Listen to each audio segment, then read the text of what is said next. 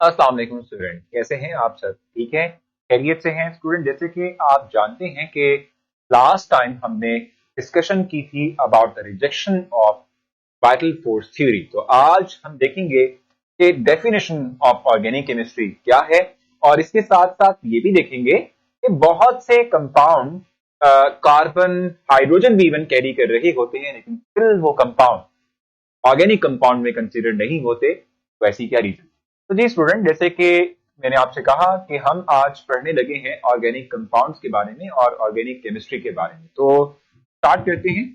जैसे कि मैंने आपको बताया अपने इंट्रोडक्शन में भी कि लास्ट टाइम जो है हमने डिस्कशन की थी कि वाइटल फोर्स थ्योरी जो है उसको रिजेक्ट कर दिया गया। यानी बोलर साइंटिस्ट जिन्होंने फर्स्ट टाइम लेबोरेटरी में यूरिया जो है वो प्रिपेयर किया फ्रॉम अमोनियम। ठीक है, तो अब जहां तक बात है उस रिएक्शन के एतबार से जो वाइटल फोर्स थ्योरी रिजेक्ट हुई, तो मिलियंस ऑफ ऑर्गेनिक कंपाउंड हमारे सामने आए, million trillions of organic compound हमारे सामने आए जो कि नेचुरली भी एग्जिस्ट करते थे और इसके साथ साथ आर्टिफिशियली, यानी कि हमने लेबोरेटरी में भी जिनको प्रिपेयर किया। ठीक है, ये डाइवर्सिटी है ऑर्गेनिक कंपाउंड्स की। ठीक हो गया।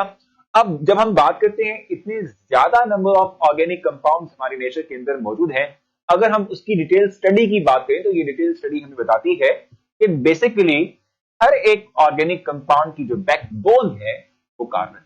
कार्बन बहुत इंपॉर्टेंट है। आपने अगर जो पहला लेक्चर देखा हो ऑर्गेनिक केमिस्ट्री का, तो उसमें आपने एक वीडियो देखी होगी इंट्रोडक्टरी, तो भी आपने देखा होगा कार्बन जो है वो बेसिकली तमाम ऑर्गेनिक कंपाउंड को बनाता है। ठीक है, वो चेन डेवलप करता है जिसके साथ बाकी एलिमेंट्स बनने के बाद एक ऑर्गेनिक कंपाउंड को कंस्टिट्यूट करते हैं, ऑर्गेनिक कंपाउंड को बनाते हैं। ठीक है, तो कार्बन एसेंशियल है।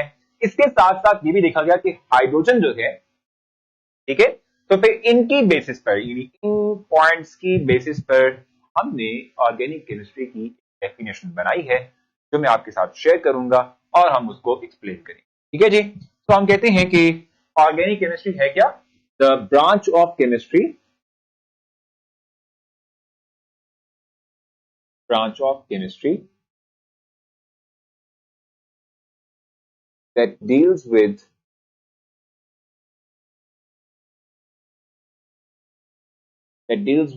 the study of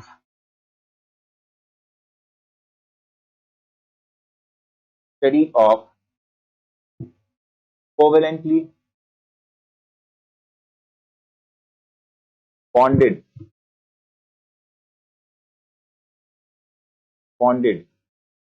compounds of carbon and hydrogen,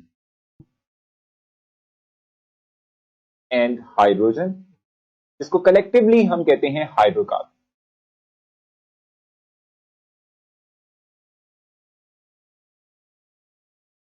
and there derivative,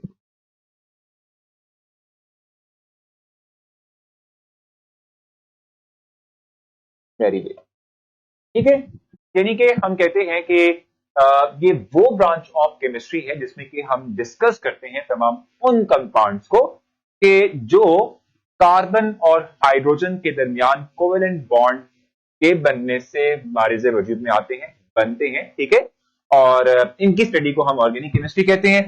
ये जो कार्बन हाइड्रोजन कंटेनिंग कंपाउंड्स हैं, जनरली इनको हम हाइड्रोकार्बन कहते हैं। Hydrocarbon means the compound that carries the carbon and hydrogen. ठीक है, और उनके डेरिवेटिव जो हैं वो भी ऑर्गेनिक कंपाउंड, और इसकी स्टडी को भी ऑर्गेनिक केमिस्ट्री ही कहते हैं। एग्जाम्पल देता हूं, बहुत सिंपल सी एग्जाम्पल है, समझ आ जाएगी आप लोगों को। जैसे कि हम कहते हैं मीथेन की बात करते हैं। ये 4 हाइड्रोजन एक कार्बन पर मिला एक कंपाउंड है। अब ये एक हाइड्रोकार्बन है, it is formally hydrocarbon which only contains carbon and hydrogen, और ये ऑर्गेनिक कंपाउंड है, इसकी स्टडी ऑर्गेनिक केमिस्ट्री कहेंगे। अब अगर मैं इस कार्बन से जुड़े 4 हाइड्रोजन में से किसी एक हाइड्रोजन को रिप्लेस कर देता हूं with any other atom, just like chlorine से रिप्लेस करता हूं, तो फिर क्या होगा?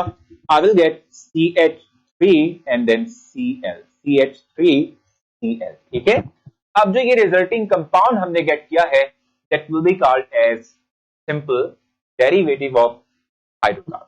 क्या है ये? Derivative of hydrocarbon. डेरिवेटिव का वर्ड क्या शो करता है?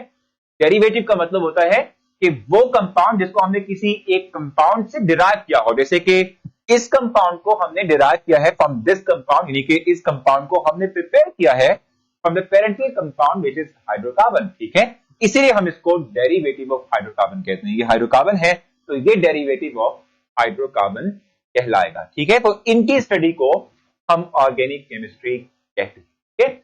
अब ये बात तो सामने आ गई कि कार्बन हाइड्रोजन एसेंशियली एलिमेंट यानी कंपाउंड में मौजूद है, तो इनको हम ऑर्गेनिक कंपाउंड कहते हैं। लेकिन स्टिल बहुत से ऐसे कंपाउंड हैं जिनमें के कार्बन भी है, इवन हाइड्रोजन भी है, लेकिन स्टिल हम उन्हें ऑर्गेनिक कंपाउंड नहीं कहते। रीजन क्या है वो देखते हैं।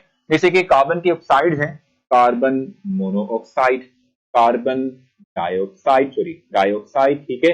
इसी तरीके से कार्बोनेट्स हैं यानी CO3-2, बाइकार्बोनेट्स हैं CHCO3-1, ठीक है। ये तमाम के तमाम अगर आप गौर से देखें तो इनमें कार्बन मौजूद है और इसमें तो कार्बन हाइड्रोजन भी अवेलेबल है, ऑर्गेनिक कंपाउंड नहीं है। तो वाज़ेह हुआ कि डेफिनेशन के मुताबिक कार्बन हाइड्रोजन का किसी एक कंपाउंड में प्रेजेंट होना ही काफी नहीं है, बल्कि इसके साथ साथ ऑर्गेनिक कंपाउंड्स की कुछ स्पेसिफिक, कुछ स्पेशल प्रॉपर्टीज भी होती हैं।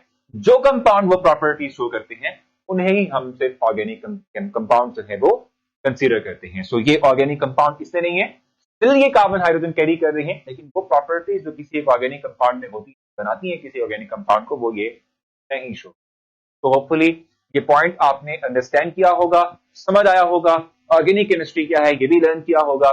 इंशाल्लाह आपसे मुलाकात होगी अपने नेक्स्ट लेक्चर में। तब तक के लिए अल्लाह।